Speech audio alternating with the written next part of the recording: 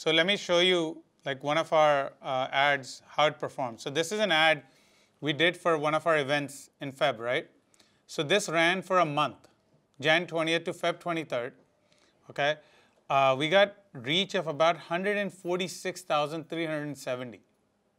Okay, and we spent a total of 64,000 rupees. So just imagine the reach you get. Now here is a video ad we did for Advantage, this course. Okay, in this we got 150,000 people reach, 58,000 people video views. Okay, with a budget of 12,000 rupees.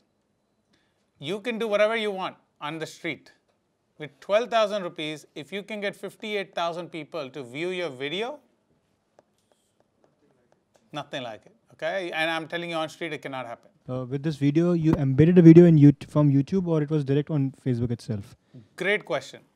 So there's two concepts from what he's saying, and we'll talk about it again in video marketing tomorrow. Facebook has two options. You can link it to YouTube. You can actually have a you have a YouTube link on a Facebook ad or a Facebook post, or you can upload the video directly into Facebook. It performs several X better when it's on Facebook. Okay? It's a key strategy that Facebook has adopted, and people that know it. So one of the things we did also was initially we started with YouTube links. Then we went directly into Facebook, because what we realized is that Facebook was converting much higher. The ROI was much better. If you look at the ROI on this kind of a thing that we did for 10 days, it doesn't matter if they convert or not. At the end of the day, 58,000 people get to know your brand at 20 paisa per view. 20 paisa per view. You cannot print, you cannot do anything at that cost today. So it's extremely economical. Okay? So just wanted to show you a couple of examples that are live examples that we've done, so that you understand what are the real numbers look like. And in this case, we had, if you look at the ups and downs, at some point we were getting 37% conversion. How exactly did you get out the conversion ratio? Could you exactly take out the conversion ratio exactly? If I wanted to, but this particular campaign was not running for conversion. This campaign was running to increase video views. Okay? So every campaign is different. Okay. So right now the campaign we created was to take people to our website. And in that case, what we would measure is how many people come to the website, and then possibly how much do they buy, possibly. But we are not considering here how many people actually converted, because that was not the goal. So remember, we talked about it in our strategy. You start with the goal and the objective. So goal and objective for this was that more and more people know about our videos. Is it measurable to exactly how many people bought the goods?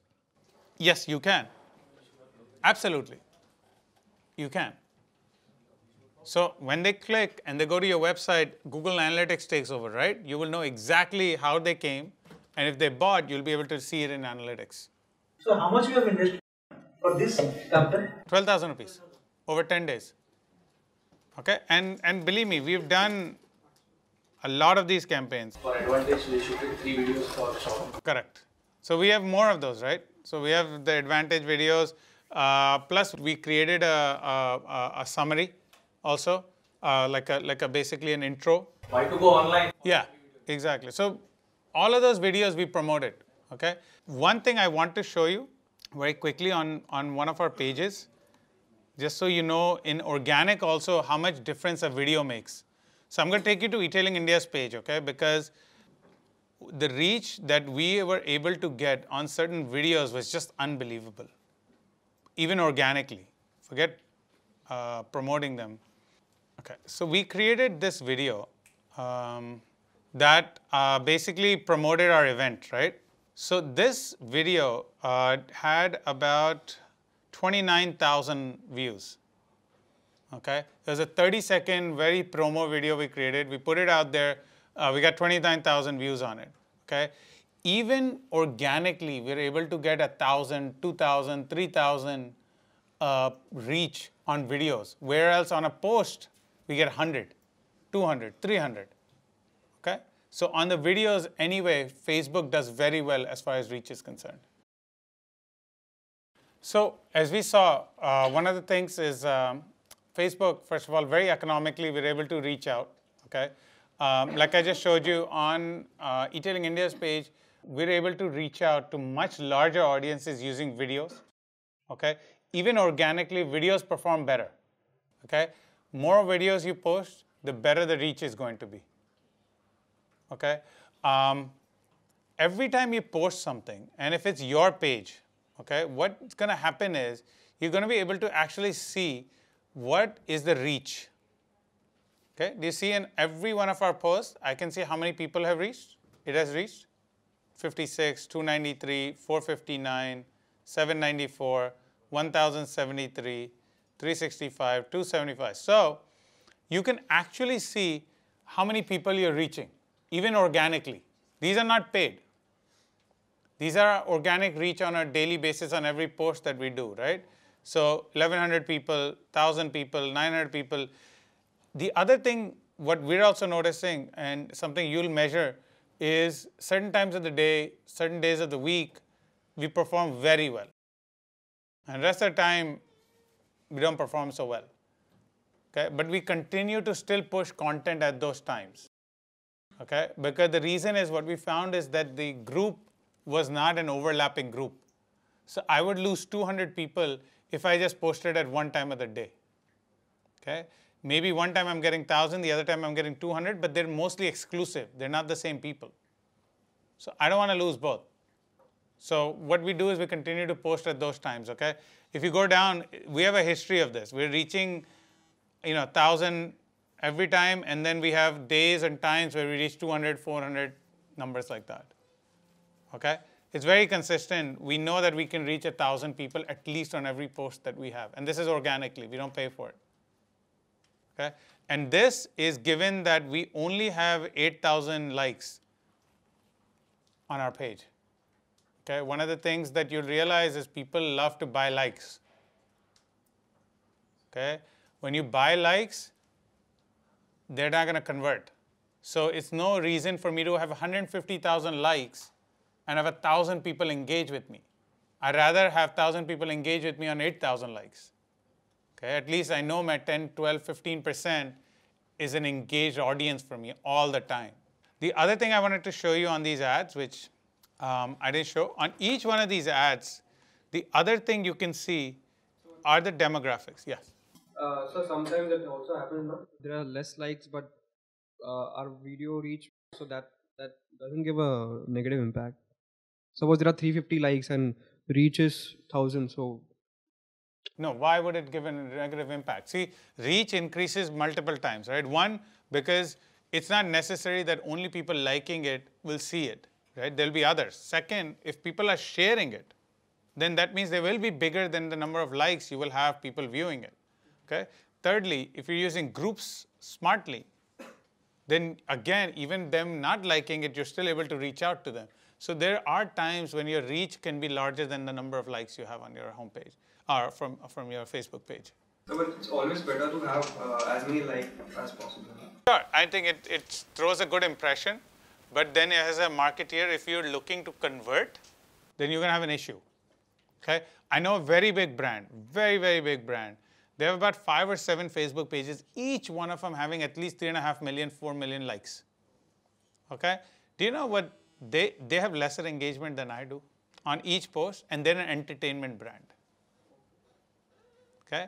Believe me, everybody knows them. But their engagement level is substantially low because what they did was they went out and bought a whole bunch of likes, right? Millions of them. Okay? Now that's great, but how do you know if the account is valid? How do you know if the account is not valid? Are they an active user? Are they not an active user? Do they even want to know about you? Or what they've done is they've actually liked you but turned off all the notifications from you. Right? There's an option, I can turn off all the notifications. So if I just want to do it, and let's say I get paid for this, I'll just turn off all my notifications also, right? Why would I want any notification from a brand? Because I like 500 of them or 1,000 of them. So in that case, yes, it works well to see, yes, I got a big number. But ultimately, if it's not converting, it's useless. Because that's the starting point. If there is so much of likes, People are interested. Suppose there are 1,000 or 10,000 likes, people tend to see more. Okay, what's the page about? I mean, I may disagree, but it depends on what content you give them. Right? How do you get to 10,000 likes? You can't always buy them. So not every company will go out and buy them, right? So as long as the content is there and your brand is strong enough, your likes will increase anyway. So by the way we increase likes, and we increase it slowly, is that we keep on posting content, and every time content goes out, we get a few more likes. Plus 17 likes this week, plus 17 likes. So I'm not playing the game of saying I need 500 likes this week. I want organic likes, because that audience is very engaged to the brand. Okay? And they understand what so when we reach out, let's say even on a post, then I quickly am able to. So when we did the video ones, what we saw was we were still able to get 21,000 reach without paying at times, if the video was interesting enough. Why? Because the 1,000+ people that were very engaged with us were sharing it. So when they share it, boom, your views go up. Now I know that that doesn't always correspond to business, but hey, at least the numbers start inching up on their ROI as well. Now you're talking about buying the likes. So once you want to build your brand, and what about the competitors who want to destroy the brand and they buy the dislikes, for example? They Listen, to they create negative feedbacks about the other Correct. competitors. So What to do about? that's why if likes are bought, then they can be disliked. But if the likes are not bought, how can they be disliked? They can't call each one of your fan or your follower and say, dislike them. They can't do that, right? But if they were bought, yes, it can happen, because they can go out for a company and say, listen, you gave them likes, now I want to take them out.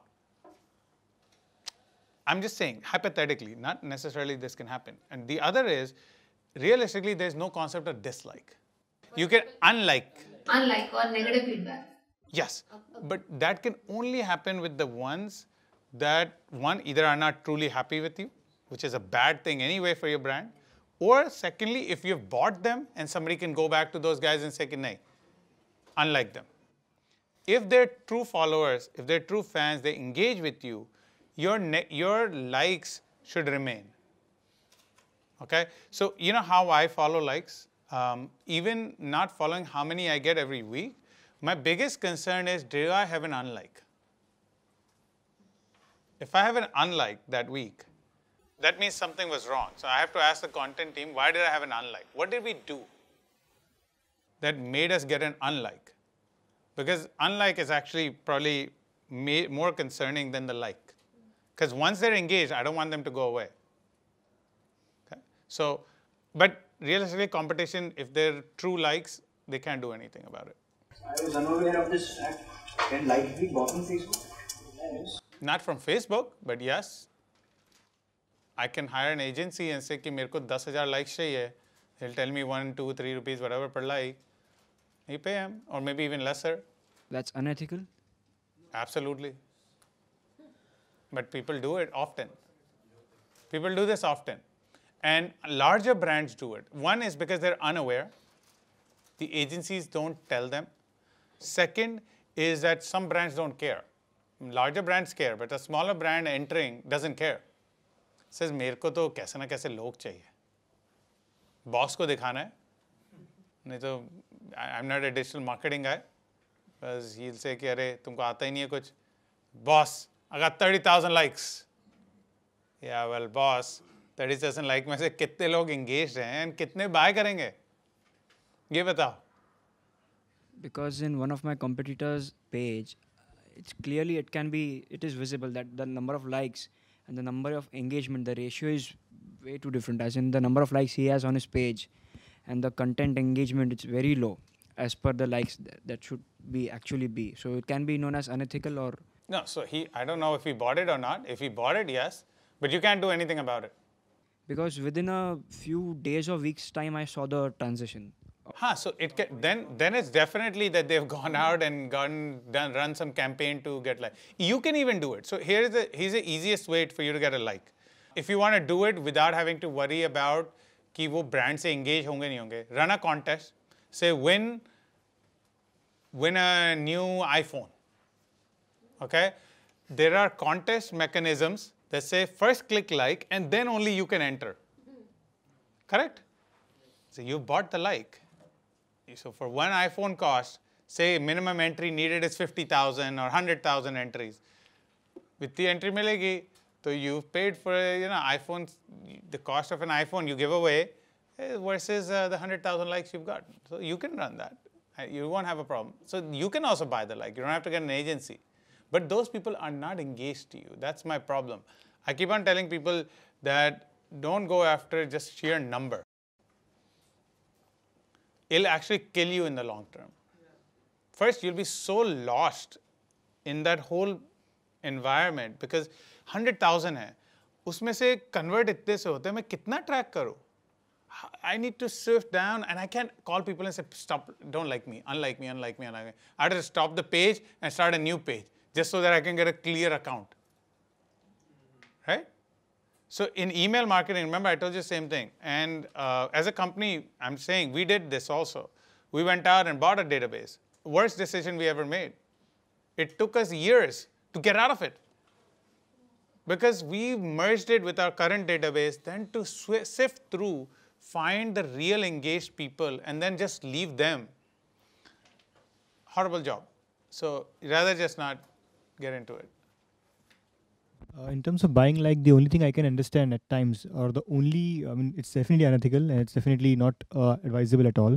But yeah, it may just help somebody who's like into artist and he wants to just show that he has so much of followers and likes, so he can increase his value in the market while bargaining for a better show or something. That's or a brand just showing off themselves to another brand that if you have like 10,000 followers or likes, I have like 15,000. So it's more of a play of a show off than the actual engagement as you're talking about. Wherein if you're really looking out for conversions, ROIs and all, then yes, there's no point buying it because they will never give it to you. Correct. But it's just a point of show off to people that yes, you have a bigger brand, people are liking you and following you. It does help at times over there. That's just a mindset. It's a mindset. Yeah. As a presence on social, it may work well. Listen, I've got a huge presence. Ultimately, for most of us, if we're talking about social media marketing, ultimately it's about converting. I need to get conversion. Man, for my business, whichever way the conversion comes, the person walks into my store, or the person engages with me on social media, buys from my website, or buys from social media from me, or calls me because of my social media ad, or whatever. I need that. At the end of the day, I don't need 10,000 people or 20,000 or 30,000 or 100,000 people. Okay? So yes, it does work when it comes to presence, but when it comes to realistically converting, we need to look at real organic likes, if you want to call it. Right? I had heard from someone that you can actually start earning also from Facebook in the same line of work. So is it true? I mean, that you get a certain quantum of engagement and then Facebook starts paying you for it or something like that? No. Well, YouTube I have heard for sure. YouTube definitely does it. But YouTube has monetization. Facebook does not. No monetization. No. Okay, thanks. Facebook has no monetization. Thank you. So besides the likes, every post on Facebook also normally has a comment section. Yes. Where you can post comments and promote it that way. Has it been seen that some people buy people to post negative comments on their competitors' sites? Would that be influential in diminishing their? I mean, competition can do anything they want. They can buy negative comments from others. I mean, they can do all that. I'm saying, what would the impact be according to your experience? Like, would it actually have an impact or would it? As long as you're curating your pages closely, and as a brand, almost every brand has social listening tools, and they have curation that they do of their pages. What they do is every post that's coming is being reviewed. Okay? And if they find that the post is realistically by someone that's just trying to create an issue, then the post can be taken off. So if I control my page, I can take off any post. But wait, you can do that? Like yes. That way, any negative comment could be automatically removed by you? But as a brand, you don't do that. As a brand, if it's a real negative comment, you leave it. And what you do is instead, you put a response or a feedback to it. That's the usual way a brand will respond. Small guy might panic and say, okay, delete it. But what happens today is even when I post or when our company posts, lot of just useless stuff comes. Somebody advertising somebody writing anything they want, anything will come. Then we have to take it off. So it has to be curated, right? The post, once it's done, we go back and review, and we take them off. Every post that comes to us. But removing every negative comment is not done. But why is that exactly then? Because you remember what we talked about, people on social want to see a true you, a real you. If you only have positive, positive, positive, unless you're the greatest company in the world, okay, or that you're hiding something, okay? So if you look at Amazon or anybody, even if their own products, even if it's 1 star, they will not take it off. They leave it. That product will not sell. They know it will not sell. But they will leave it because that builds credibility for them. Other 99 products will sell. So it's the same reason. Okay, and to go on the other side, like you've talked about buying likes, then buying positive comments would also be a thing then? Yes, people do that. Absolutely, people do that also. Right? But again, this is all great if you first of all have a large following. Problem is, if you do all of this and you don't have a large following, it's all useless. Who's reading it? Nobody's reading it, right? And once you get large following, you don't need to do any of this because anyway they give you comments. People are always anyway willing to give you comments. You just have to give them an opportunity to say something, right? They'll write a whole bunch of stuff for you. So once a certain scale is achieved, none of this happens. Getting back to the dashboard for a second, we were looking at the video ad that we had put out, right? And I showed you some of the results. The other thing you can actually see for every ad you put out is what are the demographics behind it, okay? It tells us, how many women are seeing it, okay? How many people actually viewed it, how many women actually viewed it, and how many women it was able to reach to, okay? And what was my cost per result, okay? On the other side, it's giving me, for men, and then in the middle, it's telling me the age divisions, okay? Now, if you, I don't know if anybody's surprised or not, our age bracket that had hit well with the videos is 45 to 54. Experienced. Okay, they're experienced. See, okay, so I'll give you a clue. What we're marketing here is a video that talks about online training, one of its kind, online training and e-commerce. Because they are not well equipped with online. Okay, great. So 18 to 24 today is either in college or whatever. They're not worried about getting trained in e-commerce because they're anyway getting educated right now. 25 to 34 are people that are usually running around. Right? Things are too hectic. They've entered the professional space or whatever. I've got responsibilities suddenly. I'm running around all the time. They're the lesser. But what I was surprised at, that we should have seen a much bigger graph in 35 to 44, which are more settled, have had many years of experience, and probably want to know more about e-commerce. But here, it seems like it's between 45 and 54. These are probably people that have set businesses or are 20 plus years in their careers, and they're more interested in this. Probably good insight for us, okay? The other thing it shows us is how this ad was delivered, okay? How much on desktop newsfeed, how much on the right column. And like I told you, I don't like the right column, so I had taken out the right column, okay? How much on the mobile newsfeed? If you look at it, majority of it was served on the mobile newsfeed. We're not only talking about numbers, these are reality. This is an ad we did, and this is how it was served, okay? And it's by far, and it's not even close. I mean, it's 22% reach to 65% reach on mobile. And then look at the bottom. Do you want to consider that as mobile as well? Mobile suggested. So there's actually no clarification if it was a mobile or not, but according to Facebook, it's mobile. It could have been iPad, it could be a tablet of some sorts, okay? But if you combine that and the one above, that means almost 85% were served through a mobile medium. Okay, so we're not only making up the numbers, it's actually reality. That's how it's serving, right? If we go back and look at my other ad quickly, my other ad is actually opposite. Most of the people that saw the ad were between 18 and 24. What was this about? This was our conference that was being held, e-commerce conference. Yeah. So there is a reason. I'll tell you what the reason is in a second. So we can evaluate why this happened this way.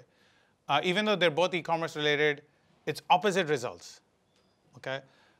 If you look at placement, the way this was placed, and because it was an event response or whatever, it was only placed in the right column. It was not even placed in the desktop news feeds and everywhere. It was only in the right columns. So everything is different.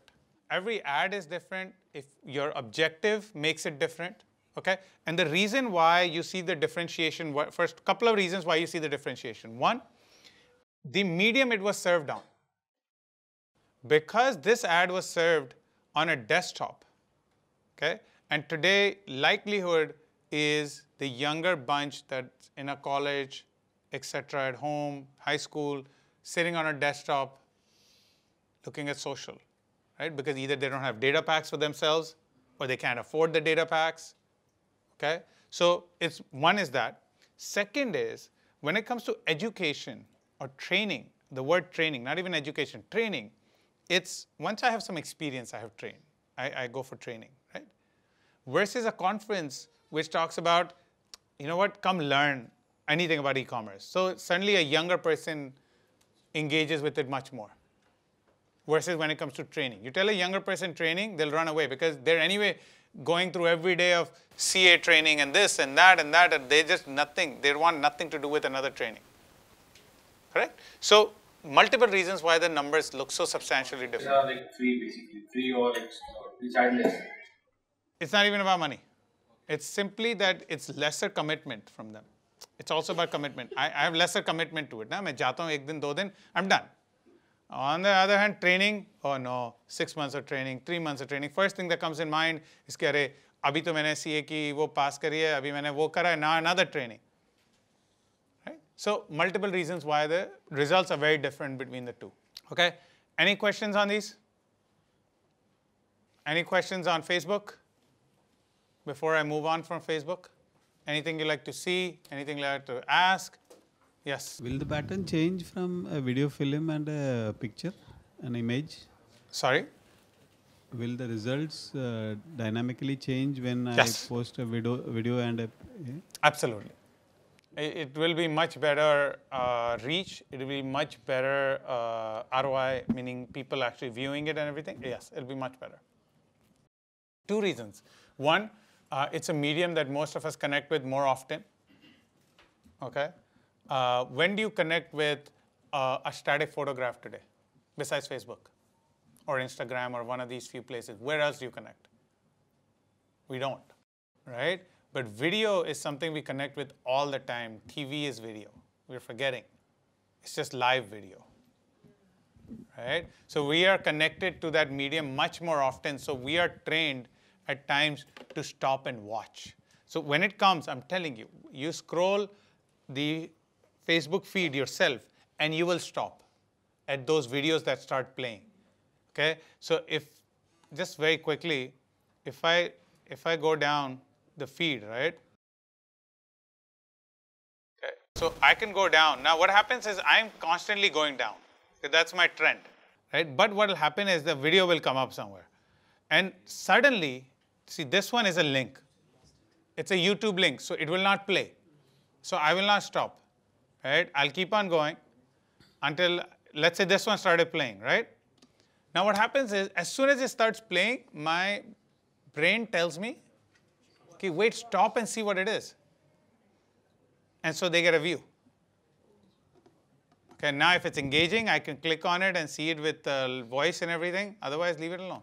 What's an average timing of a video? No such thing, but 30-second is what realistically you don't want to go beyond 30-second to a 2-minute. Nobody wants to see beyond that, especially if it's this kind of a video. You probably want to remain at that. 15, 20, 30. 15 is too short, but 30 to probably 2 minutes is where you want to remain. Two things. One, just to add to that, I recollect, sir, you had mentioned about the videos being in your previous lecture that the initial 5 seconds should be your hero. Like it should actually grab the attention of the person. Then only they'll stay back and watch the entire video or something.